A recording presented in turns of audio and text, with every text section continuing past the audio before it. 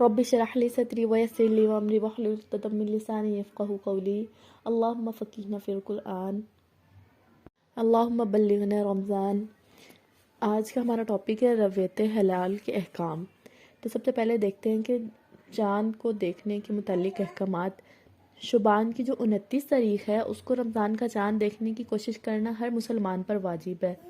اور یہ کسی بھی حد تک جائز نہیں ہے کہ یہ خود کسی جنتری یا نجوم وغیرہ سے چاند کا حساب لگا کر روزہ رکھنا اور چاند سے بالکل دیکھنے سے بالکل بے نیاز ہو جانا۔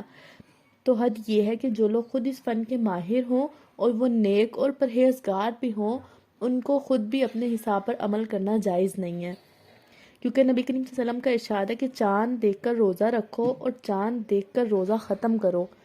اور اگر 29 شعبان کو چاند نظر نہ آئے تو شعبان کے 30 دن کی گنتی پوری کرو۔ اور چاند کی جو روایت ہے اس کو کسی تجربے کی بنیاد پر ماننا اور روزہ رکھنا جائز نہیں۔ مثلا عوام میں مشہور ہے کہ جس دن رجب کی چوتھی ہے اسی دن رمضان کی پہلی ہوتی ہے، اور بارہا اس کا تجربہ کیا جا چکا ہے، تو شریعت میں چاند کے ثبوت کے لیے اس طرح کے تجربوں کا کوئی اعتبار نہیں ہے۔ تیسری بات یہ کہ رجب کی 29 تاریخ کو چاند دیکھنے کی کوشش اور اہتمام کرنا مستحب ہے، اس لیے کہ رمضان کی جو پہلی تاریخ معلوم کرنے کے لیے شعبان کی تاریخوں کا معلوم رکھنا ضروری ہے،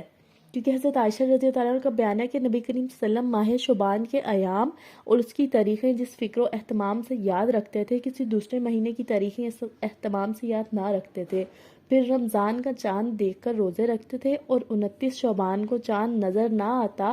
تو شعبان کے 30 دن پورے کر کے رمضان کا روزہ رکھتے تھے۔ اور چوتھی بات یہ کہ جو شخص رمضان کا چاند اپنی آنکھ سے دیکھ لے اس پر واجب ہے کہ وہ جو دوسری بستی کے لوگ ہیں یا مسلمان ہیں ان کو ذمہ دار افراد یا اداروں کو اس کی خبر پہنچائے، چاہے وہ مرد ہو یا عورت۔ اور اگر مطلع صاف نہ ہو، مطلب آسمان صاف نہ ہو، تو اس صورت میں صرف اگر موسم صاف نہ ہو، بادل وغیرہ بنے ہو، تو 2 دیندار افراد کی گواہی سے نہ رمضان کا چاند کا ثبوت ہو سکتا ہے نہ عید کے چاند کا۔ ایسی صورت میں کم از کم اتنے افراد کی گواہی ضروری ہے جن کی گواہی سے چاند کا یقین یا گمان غالب ہو جائے کہ ہاں واقعی چاند نظر آیا۔ اور جو اگر موسم بادل وغیرہ آسمان صاف ہو تو اس کی صورت میں اگر ہلال رمضان کی ثبوت کے لیے صرف ایک آدمی کی خبر بھی کافی ہوگی، چاہے وہ مرد ہو یا عورت۔ اگر 2 شرطیں پائے جائیں، یعنی جو گواہی دینے والا ہے وہ عاقل بھی ہو، بالغ بھی ہو اور دیندار مسلمان ہو، اور دوسری یہ کہ خبر دے کر میں نے خود چاند دیکھا ہے۔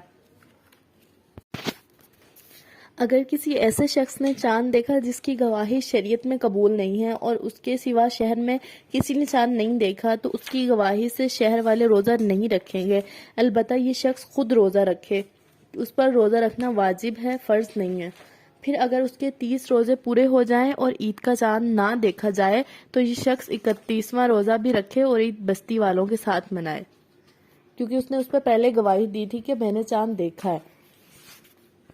اور ساتھ ہی دوسری بات یہ کہ اگر 2 معتبر افراد کی شہادت یا گواہی سے جو رویت حلال ہے ثابت ہو جائے اور اسی حساب سے لوگ روزہ رکھیں، لیکن 30 روزے پورے ہو جانے پر عید کا چاند نظر نہ آئے تو 31واں جو دن ہے اس پر عید کریں گے، اس دن روزہ رکھنا درست نہیں ہے۔ اور اگلی بات نیا چاند دیکھنے کی دعا کے متعلق حضرت عبداللہ بن عمر رضی اللہ عنہ کا بیان ہے کہ نبی اکرم صلی اللہ علیہ وسلم جب پہلی رات کا چاند دیکھتے تو فرماتے اللہ اکبر اللہم اہلہ علینا بالامن والایمان والسلامت والاسلام والتوفیق لما تحب وترضى ربنا وربک اللہ۔ اللہ سب سے بڑا ہے، اے اللہ یہ چاند ہمارے لیے امن اور ایمان، سلامتی اور اسلام کا چاند بنا کر ہم پر طلوع فرما، اور ان کاموں کی توفیق کے ساتھ جو تجھے پسند اور محبوب ہیں۔ اے چاند ہمارا پروردگار اور تیرا پروردگار اللہ ہے۔